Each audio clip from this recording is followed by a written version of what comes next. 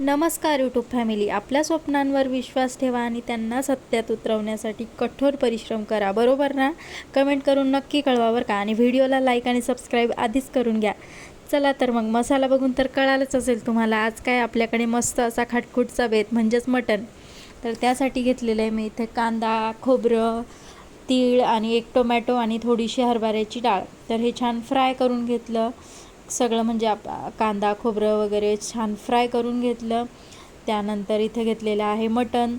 तर मटणासाठी पण इथं मी आता फोडणीला कुकर ठेवून घेतलेले. त्यात टाकलं तेलामध्ये टाकला एक कांदा चिरलेला आणि त्याला छान फ्राय करून घेतलं. मग त्यानंतर टाकलं इथं अद्रक लसणाची पेस्ट. आणि हो, मटण तर तुम्हाला माहितीच आहे किती महाग आहे, त्यामुळे मटण 200चंच आणलं होतं.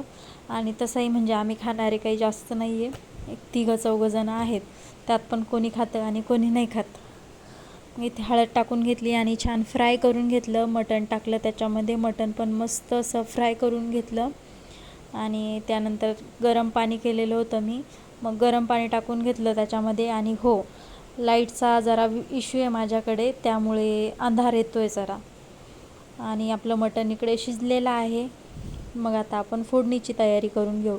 इकडे मी 2 पळ्या तेल टाकलं पातेल्यामध्ये आणि एक चिरलेला कांदा टाकून घेतला, त्याला छान फ्राय केलं.